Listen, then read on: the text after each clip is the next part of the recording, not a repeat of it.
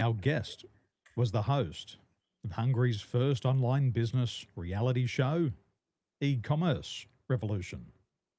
Today, he's here to share insights into turning traffic into revenue. Please welcome Krisztián Király. Thanks for joining me. Thank you very much for the invitation, Daniel. Nice to be here with you.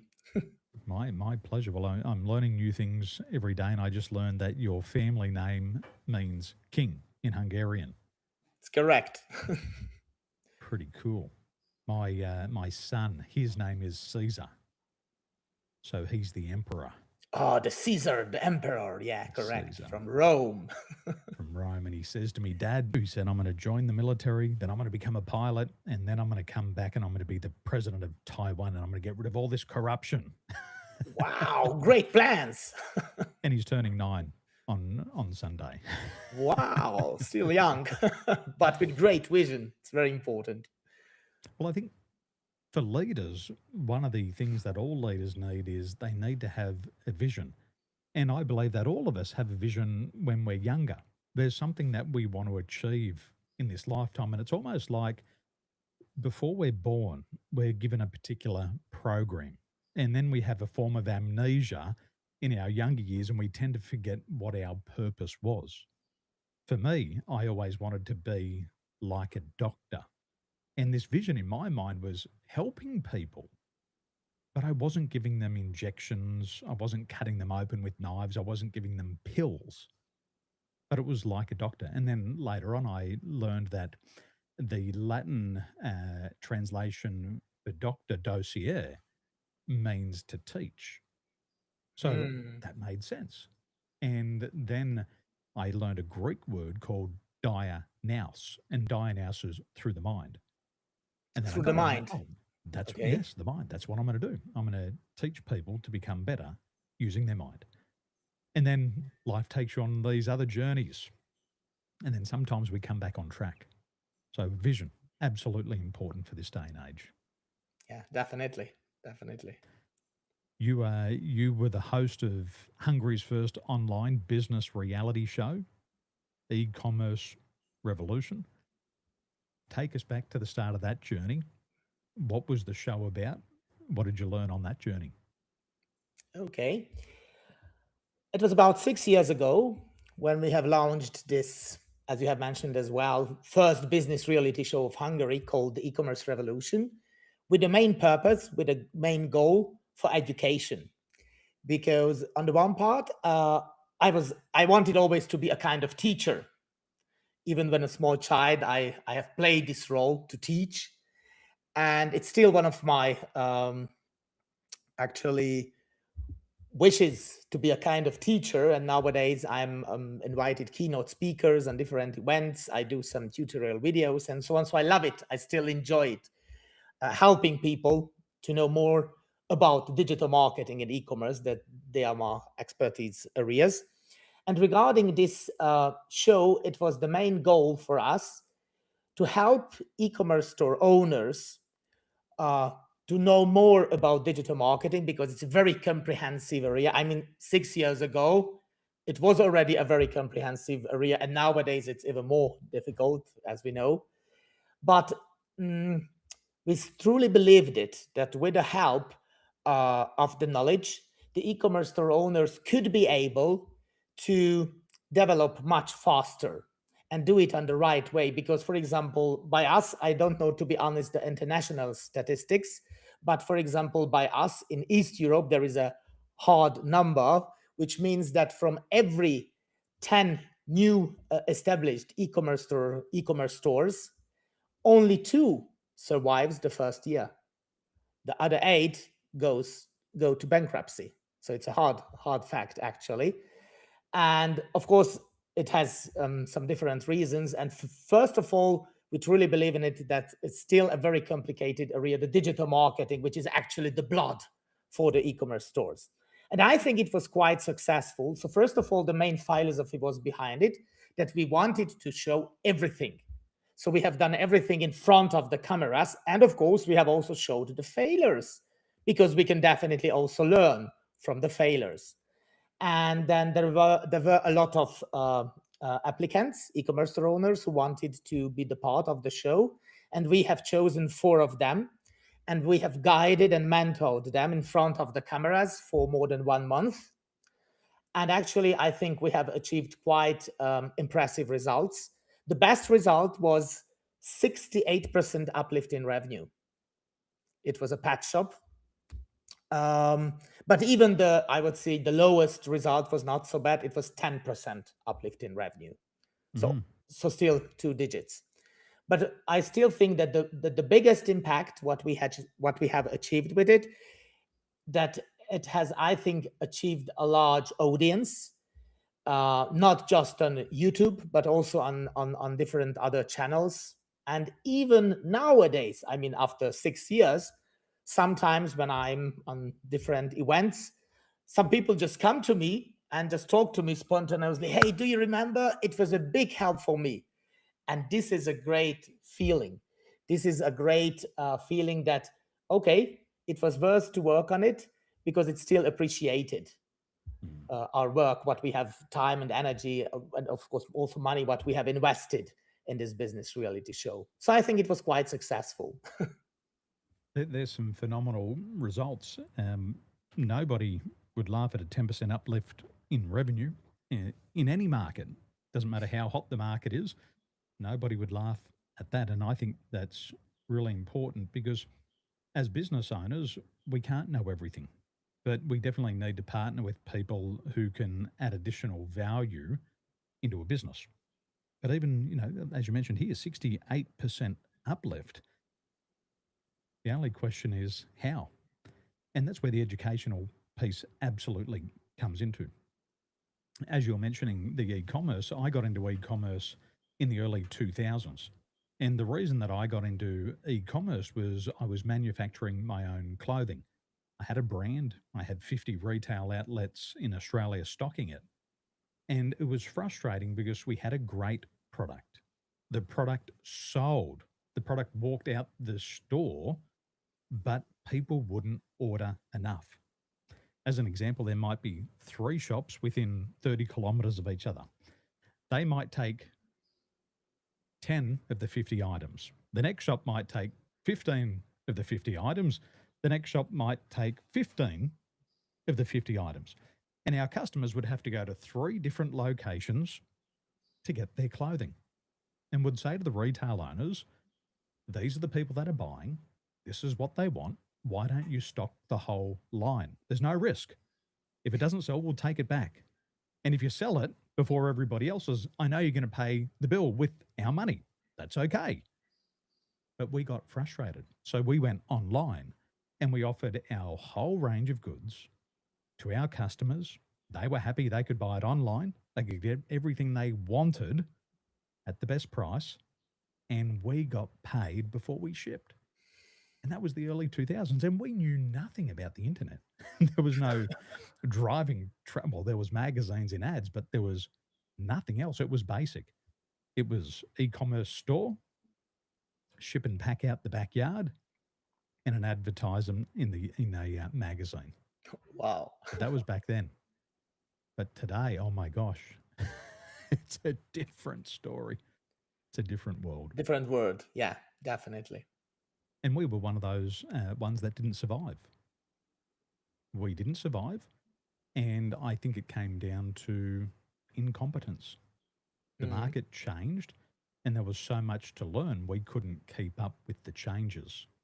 So I've been in that 80% that has failed. Yeah. I should have called you 20 years ago. Wow. 26 years ago. In your opinion, why do 80% of these brands fail?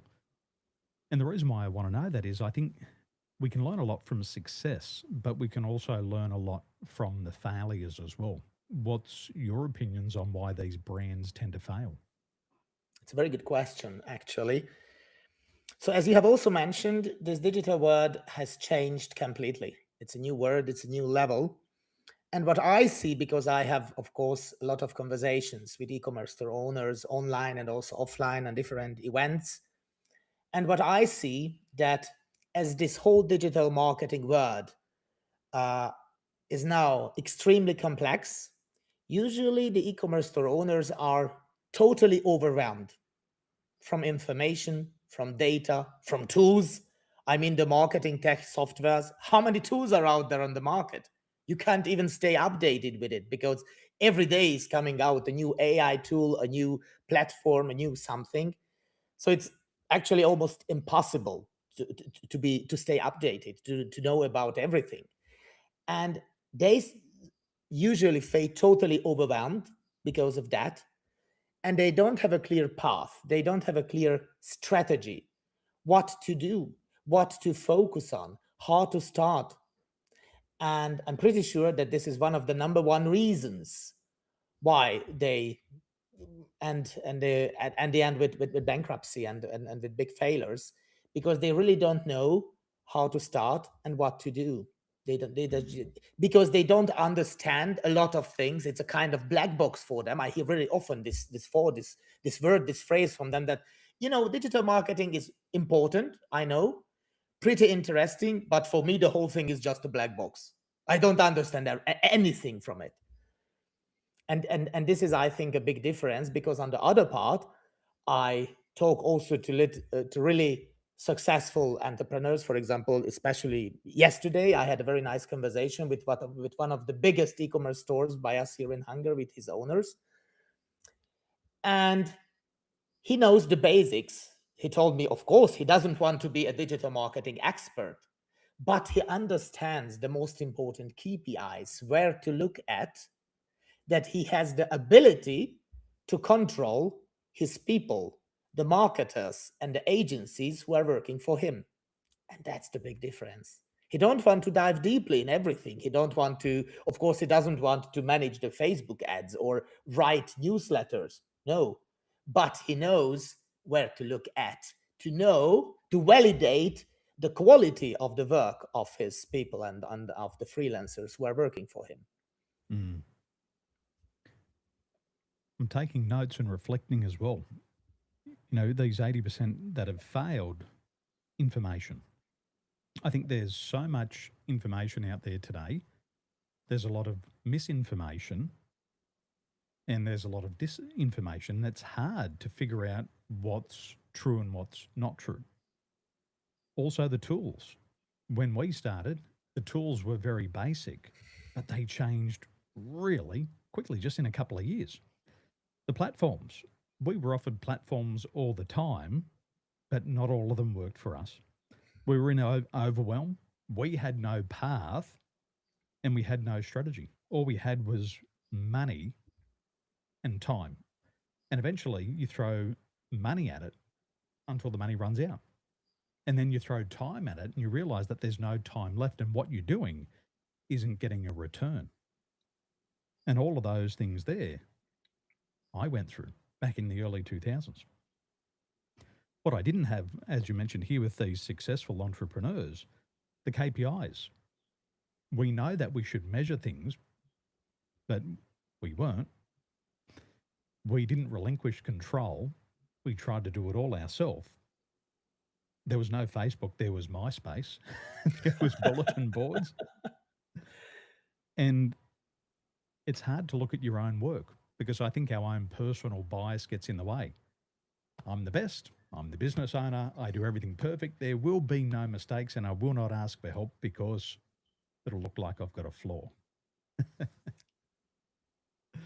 Yeah. I needed what that 20% have.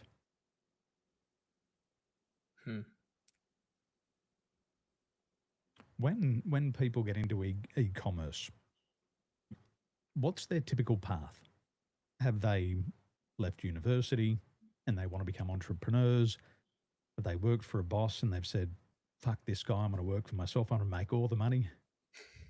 Do they start as a side hustle? What's their journey to e-commerce? To my experience, it's actually much more simple, as you have described, because as you have also mentioned, and I think here is a big fault of the media and all the social media platforms, that sometimes they send out the false message that e-commerce is the way to get easy money.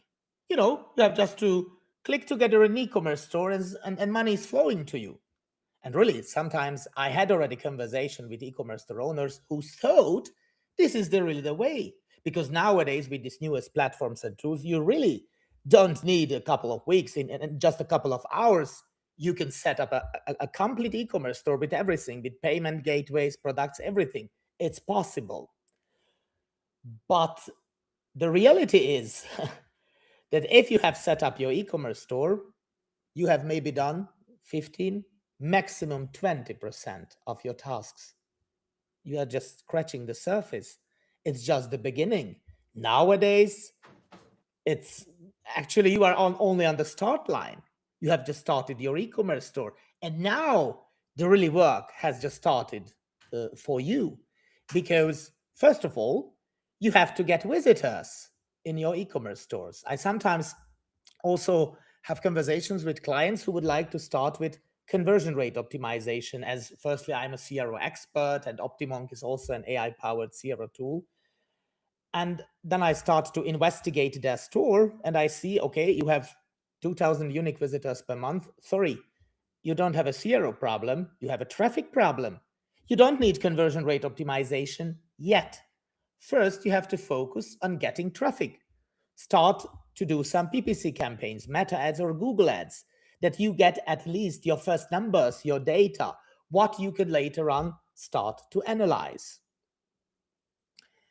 So actually, I think that this is mostly the usual journey, that they start because they think it's a very easy way.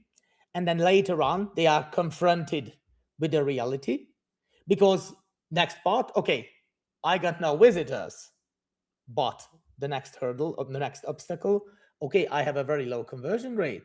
What's the problem? Oh, well, there is a huge competition out there. And not just other e-commerce stores who are selling the same products like you, but also there are the giants, and you have to compete with them as well. And they have unlimited budgets actually for PPC campaigns and for everything. So there you have to start thinking smart. And then you have to start, for example, with conversion rate optimization and thinking about, okay, what can you do more with your existing traffic? And this is actually the smart way how you can survive on the long term, or even achieve better results, not just survive. Mm. During the pandemic, we were running some campaigns for educational products, and the leads were coming in and they were cheap. And they said, "We got leads and they're cheap." And I said, "But are they the right people?" They said, we're going to cast a wide net. And through the wide net, we're going to get quality. Now, that's not my area of specialization, but it didn't seem right because I was watching the names. I'm looking at these names and I'm thinking to myself, I'm very familiar with the names of the people who buy my product, but these are unusual names. These are unusual locations where these people are coming from. And I said to the team, I said, they're cheap. And I think they're the wrong people. No, no, no, no. We're just going to throw more money at it. We're going to get more leads. And if we get 10,000, we're going to find the right people. Anyway, the webinar came and they showed up and they were all the wrong people. Ooh. And it was frustrating because I only had my intuition. That was it. Intuition. There was no analytics. There was no data to back it up. It was only my opinion. And the marketer said, we're going to get more money out there. We're going to get more numbers. And I had to go through that learning experience. And it was frustrating because I had my intuition, but I had no knowledge in the field. It was quite scary, quite frustrating. But once we started to optimize over time, then the right people started to come through. And so it was a big learning curve for me as a business owner. Once that traffic came through, I then wanted to optimize it. And so I had people ringing these people. Okay, you've signed up for the webinar. Who are you? Where are you from? I'm from the middle of Indonesia. I don't have a job. Okay, clearly not the right people. All the best on your journey. It's a process, Yeah. as you've mapped out here. A lot of people are obsessed with traffic, more traffic, more traffic, more traffic. Um, but you also talk about turning traffic into revenue. What are some of those things that you're doing with your clients to ensure that the traffic that's coming through already is turned into dollars? Yeah, it's also a great question because I think what has also dramatically changed regarding digital marketing, that as the competition grew, and you have also mentioned the epidemic, I think it was a kind of like a coin, that it has two sides. Because on the one side, of course, it has, I think, worldwide increased e-commerce, and everybody got online. So it had and has a lot of advantages regarding this point. But don't forget, on the other part, for example, by us in East Europe, the number of e-commerce stores have doubled in this period. So also the competition has increased dramatically, which means that, for example, the ad costs on Meta and on Google Ads have also dramatically increased, and actually they are still increasing. So if you are running any PPC campaigns, you know exactly what I'm talking about, that for the same click, for the same visitor, now you are paying much more than, for example, 3 or 4 years ago, Mm. which means that actually you have to focus much more on what you are doing with the visitors who are already on your site in your e-commerce store, because you have already paid for them.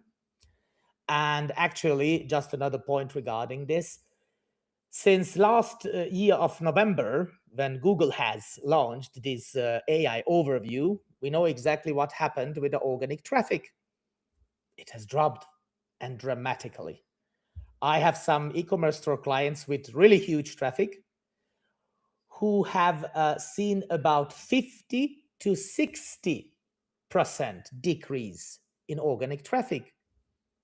Welcome to the zero click world.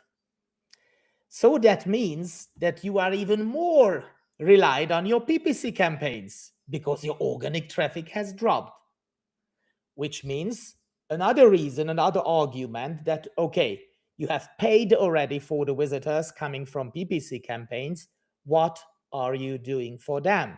And as we know, the average benchmark, the e-commerce conversion rate, is between 2 and 3%, which means that usually from 100 visitors, will purchase 2, maximum 3 of them. So first question, what are you doing with the rest?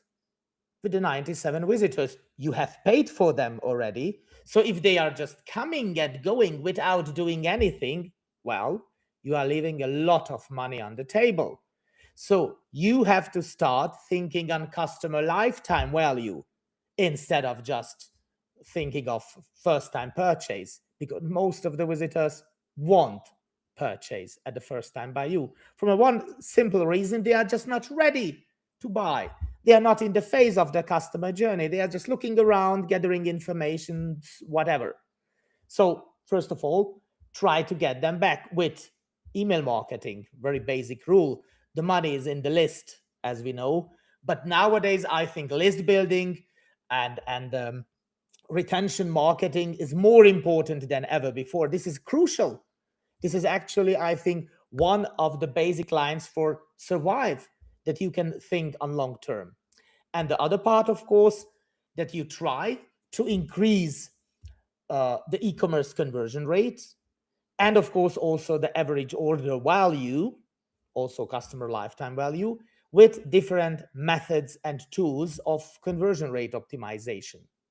And this is actually also the part where, for example, a tool like Optimonk can definitely help you. And of course, also reduce the cart abandonment rate, because it's also a very crucial number. Usually, the cart abandonment rate is between 40 and 80% by the most e commerce stores. So, of course, I don't say that you can rescue all of them. It's definitely not possible. But if you don't even try at least to rescue a part of them, you once again leave a lot of money on the table. So these are the small parts where I think you should do all of them. And at the end of the day, you're going to have better results. So there is not just one magic pill or just one, the holy grail. If you do that, that your revenue will be doubled. No, it's definitely not the way. A lot of different small things and they will be added. Mm. You mentioned abandoned cart. I've got my own image in my mind of what that would look like physically. My mind shows me an image of somebody walking into a supermarket. They get the trolley, they go to the meat section, they put the meat in the trolley, they go to the vegetables, they put the vegetables in the trolley, they get the toilet paper, they get the toothpaste, they get the breakfast cereals, they get the bread, they get a little chocolate, and then they go to pay and they change their mind, and there's this beautiful big trolley overflowing with thousands of dollars worth of items, and they just leave it at the front door of the store and walk away. Now, I can see that in my mind in a shopping center, but I find it hard to visualize that in the digital world. What does it look like in the digital world? Is it very similar or is it different? It's different because it's much more simpler, much more easier to leave your card there. And I think this is exactly the reason why you don't do it in the real life in a physical store. I think we don't see it very often, what you have described before.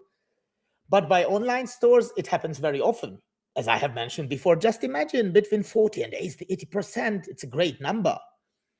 So actually, it looks like this, the typical scenario. You are browsing on the store. You add, for example, one product into the cart. And you continue browsing because maybe you are looking for other products, or maybe you have found an interesting blog post or something like this. And then something happens. For example, you got a message on your phone. Somebody is ringing you. I don't know. The child is crying in the next room. Somebody is coming, knocking on your door. Whatever, we have thousands of possibilities. We got so much impressions nowadays, online and offline as well. And then you forget it. You just forget it. And if that moment you are able to make a kind of trigger to your visitor, so when they try to leave your site with a product or more products, sometimes even more products in your cart, when you are able to talk to them in that moment with a special message, hey, you have something left in your cart. And if you can do it even on a personalized way, which means that, for example, by Optimonk, you can even see the value and the products in the cart. So based on that, you can show them a relevant message and a kind of trigger that, hey, for example, if you finish your purchase in 5 minutes, because you see that there is a big value of products, what they try to leave there, you get a free delivery.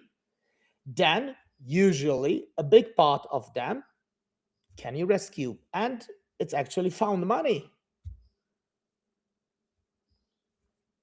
Interesting.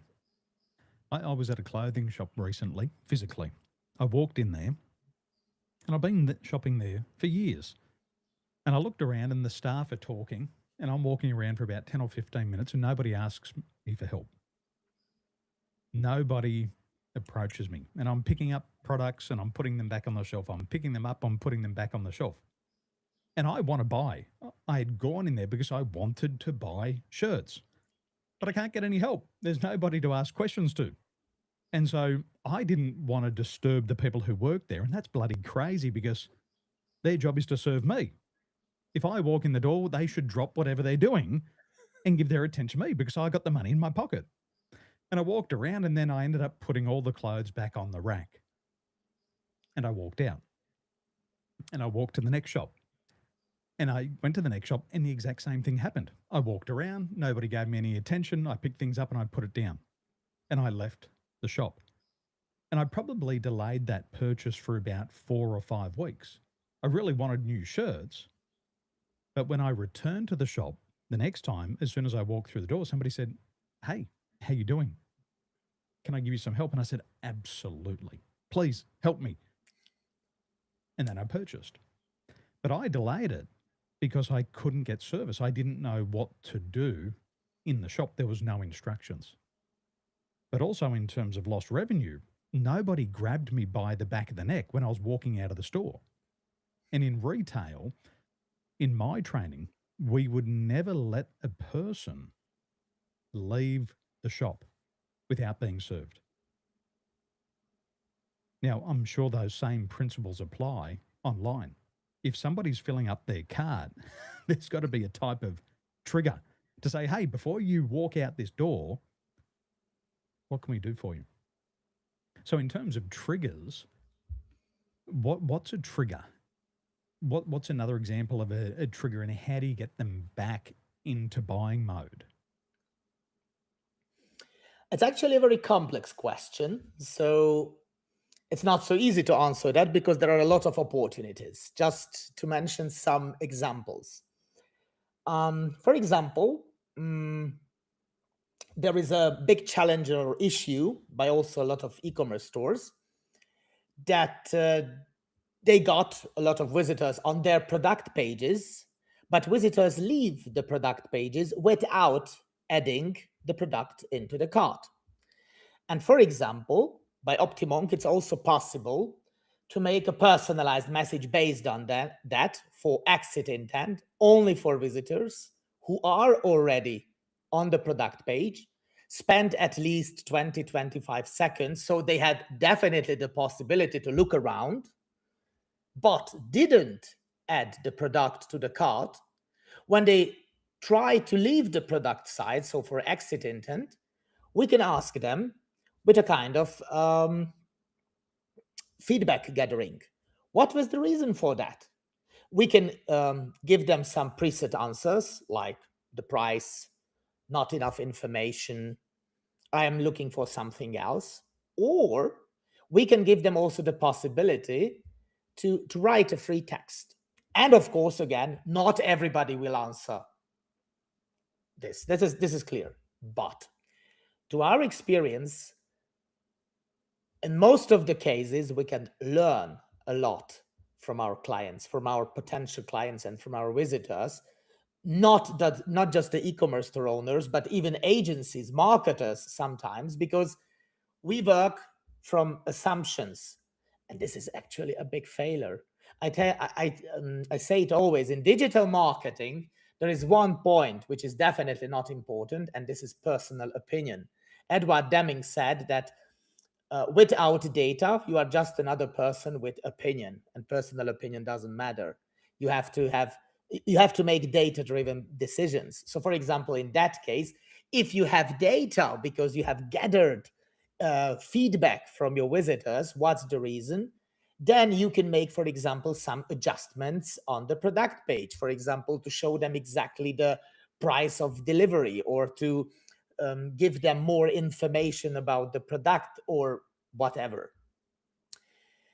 Or another example, this is our newest feature, the AI-based product page optimization.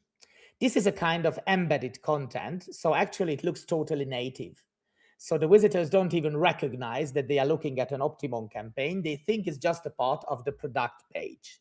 But the smart thing on it is that this embedded content can be changed automatically and dynamically from our built-in AI, which means that in the moment when Optimonk is connected with your e-commerce store, it's also connected with the product feed.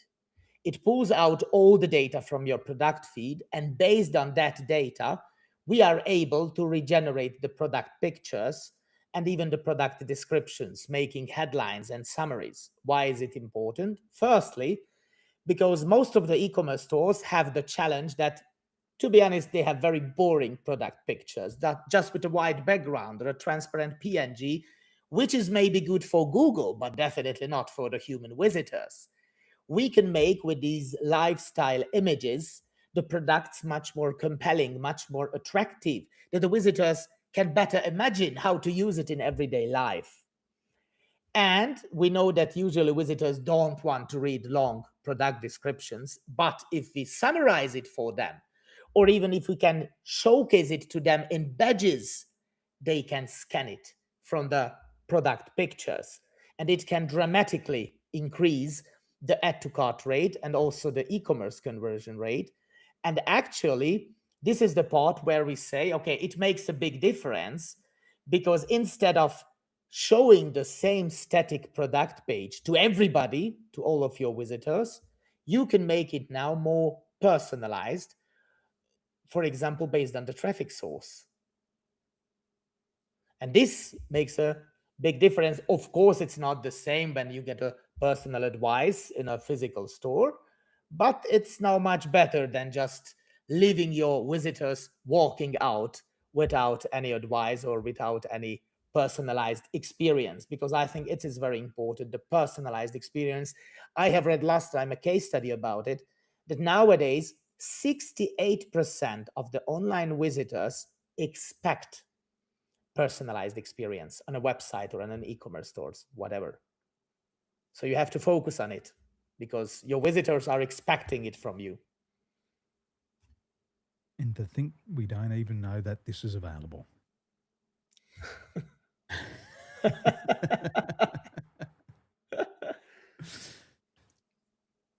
What a great product.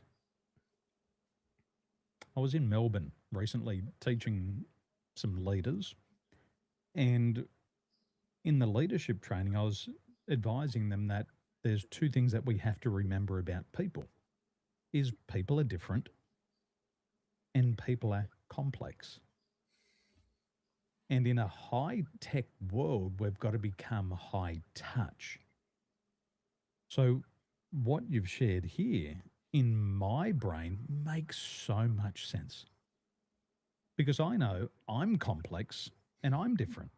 What my brother looks at and what I look at and the reasons why we buy are different. Could be the same product, but very different. And if I was looking at the same page as him, I probably wouldn't buy it if it was pointed towards him. But if it was more targeted towards me, absolutely. If it was talking my language. A lot of my clients are very competitive type of people and they want to win. They want a result. And when I use that language with them, they nod. They go, yes, yes, that's what we want. But then you get people who are more collaborative and you talk to them about competition and winning and getting results, and they go, oh, no, no, I don't want that. I don't want to compete. And even basic language. So for me, just realizing that this is available through OptiMonk, wow. And I'm sure it can do it whilst I'm asleep.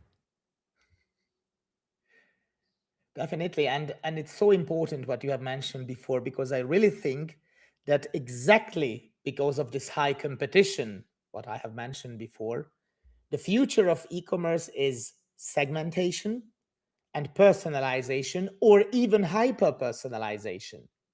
Nobody wants to read general messages anymore. Nobody is interesting. Attention is the new currency, as we know. And the best way to awaken the attention of your potential clients are to talk to them personally with personalized messages. Because if you show the same message to everybody on your site, then actually you are talking to nobody. You know, if you sell to everybody, you sell to nobody. And it's the same with all the messages on your site. I get these emails and I read them and I would think to myself, if you would have just simplified this for me, given me 3 bullet points, I would have read it from top to bottom. But when you send Daniel a 3-page email, I'm not going to sit there and read it all. But if you would have given me maybe a picture, I might have scrolled down a little bit more. And I know that I feel frustrated because there's some people that I want to follow, whether it be a brand or an educator, but it's not personalized. And the worst thing is when I read the start of it, just those first couple of lines, it might turn me off. Like somebody might say, "Hey, dude." Well, dude's a camel's dick. I ain't a camel's dick. Yeah. I don't want to be called dude. I'm 46 years old. My name's Daniel. Say, "Hey, Daniel." Talk about my wants and needs. I don't really care about you. And that's what we've got to remember.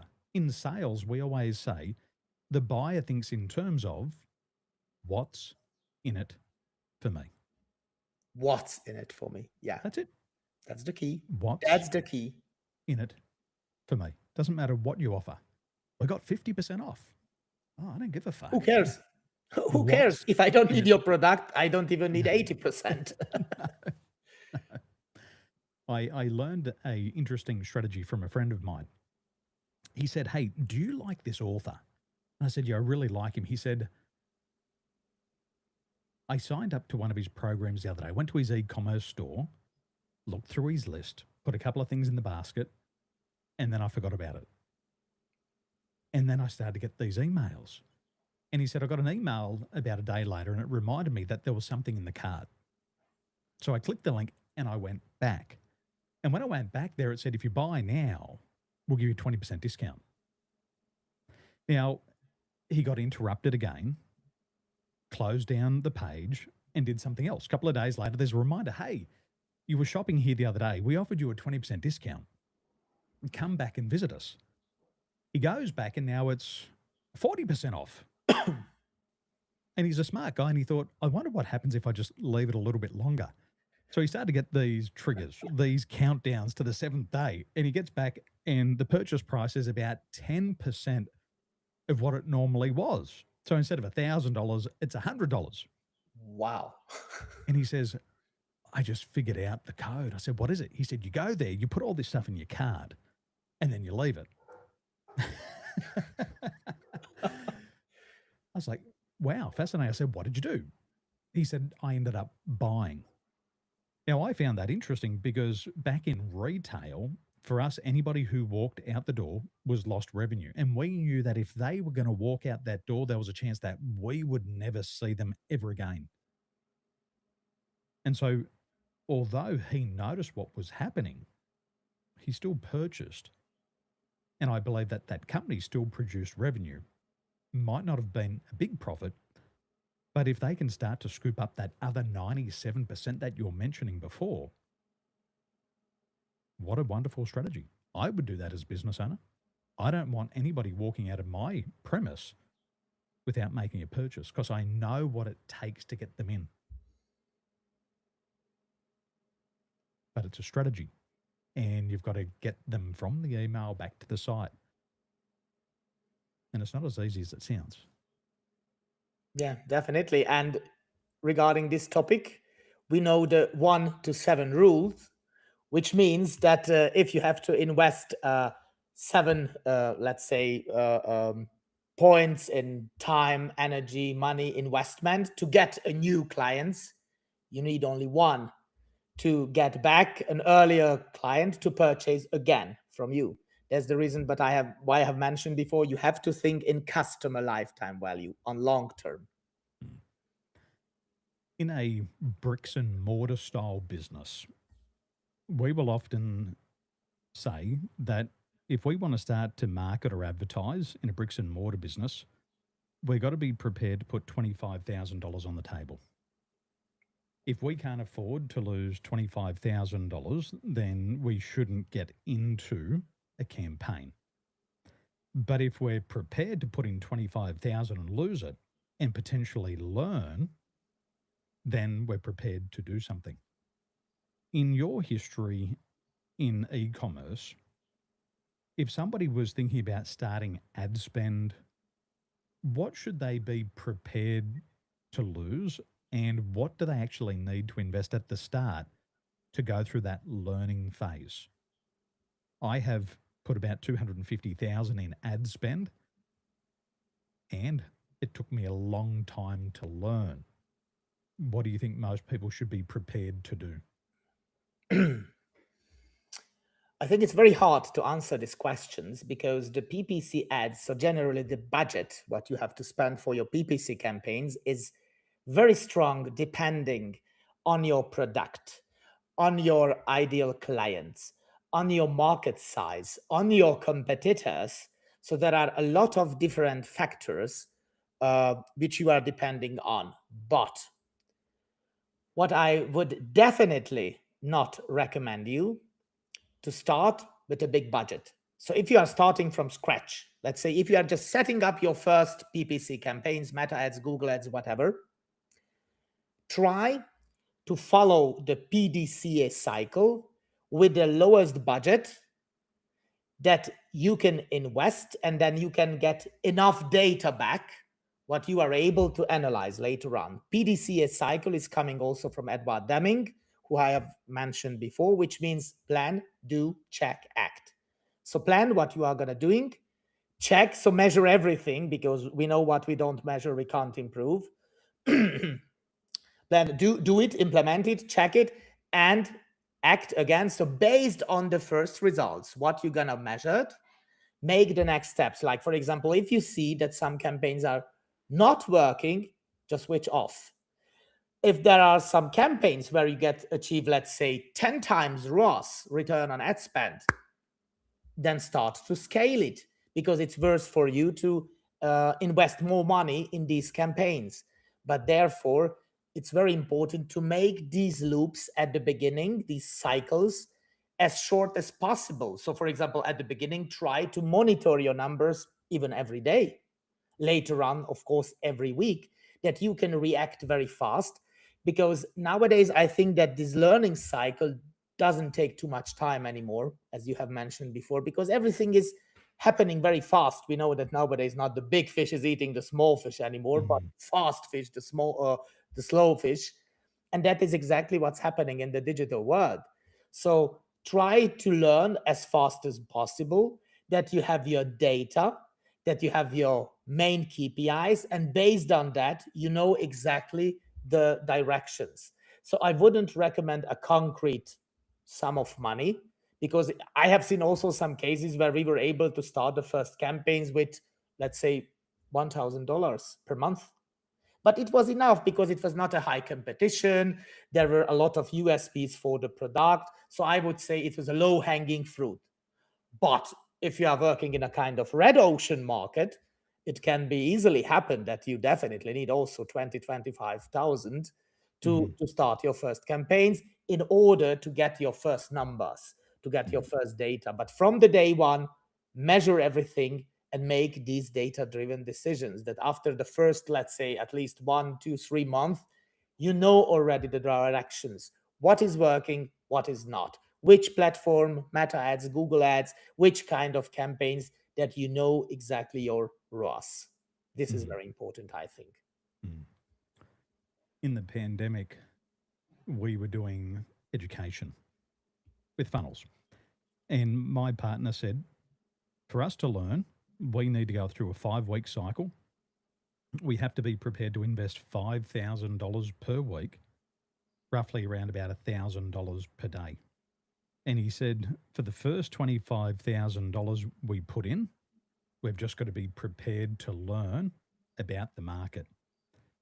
And we got some really good feedback at the start. We quickly learned who wasn't the target. And that was good because we got them to the webinar. The webinar was good, but it was a low conversion. We fine-tuned the targeting, and we got to a stage where I had the webinar converting at around about 30 to 35%. And that was good because most other webinars were converting at around about 17 to 18%. And then once it settled in, it dropped back to about 20%. So we knew that if we wanted to break even, we could get 3x return.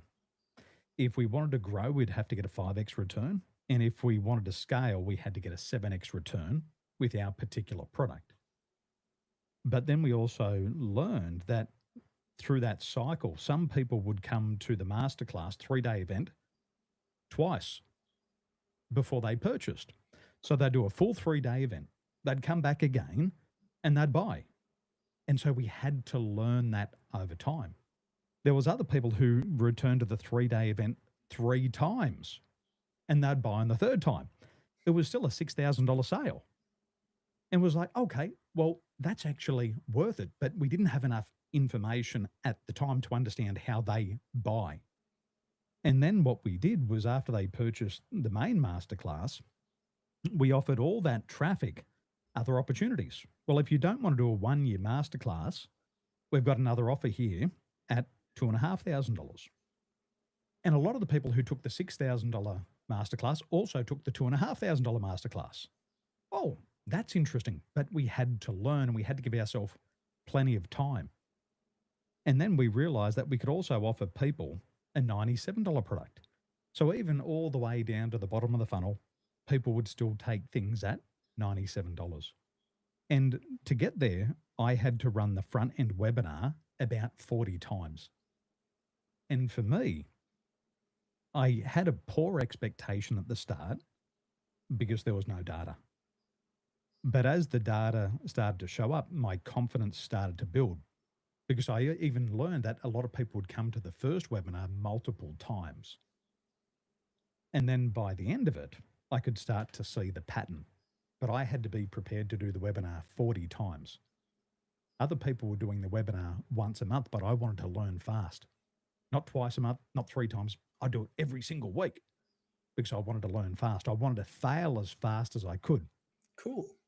It was scary. A lot of money went into the black box, into the black hole.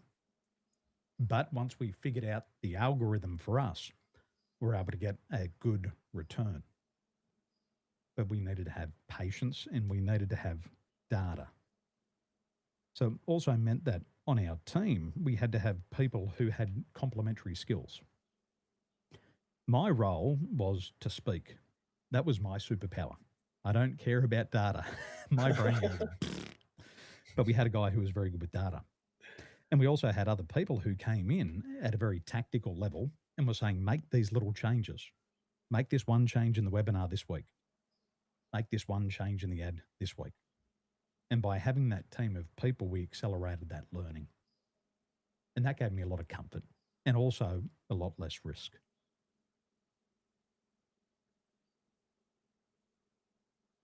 Time and patience. Important.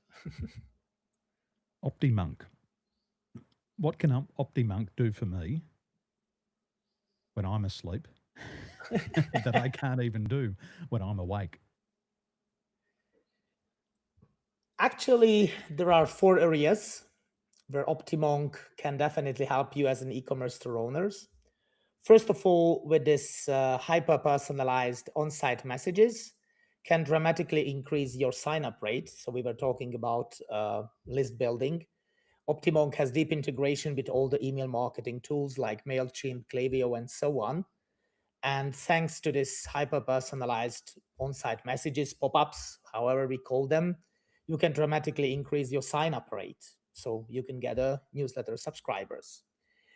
With the on-site campaigns, with upsell, cross-sell campaigns, because actually I think I didn't mention so far that OptiMonk is working with first-party data, which means in the moment when it's connected to your e-commerce store, it starts monitoring to your visitors, gathering data from them, and based on that data, we are able to target all your on-site campaigns, like, for example, based on visitors' behavior. So once again, personalization and segmentation. And for example, based on that, which products have they browsed so far? And for example, if they have already added one product to the cart, we can show them relevant products in order to increase the average order value. We can decrease the cart abandonment rate, what I have mentioned before. And the best part, which I think it could be definitely a game changer by a lot of e-commerce stores, and we have already, of course, also a couple of case studies about it. This is the AI-powered product page optimization, because as we know, most of the e-commerce stores are now running PMAX campaigns, which means that most of the visitors are landing directly on the product page, so they don't even see the category page or the main page. So therefore, I think it's very important, or actually critical, to optimize your product pages as deeply as possible. And with this embedded content on your product page, this is exactly what we can do with OptiMonk. And therefore, we can increase your add to cart rate and your e-commerce conversion rate. So at the end, actually, generally, your revenue until you are sleeping. That sounds good to me. Well, you better tell me the website. What is it? Optimonk.com.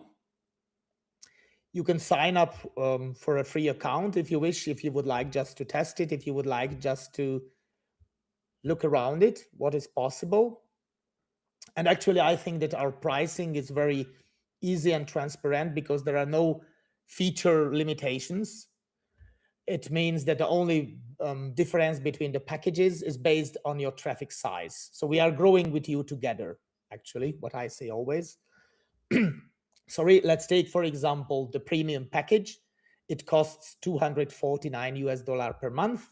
You can use it until 500,000 page views per month, which is quite good, I think. And all the AI features are inclusive in this package.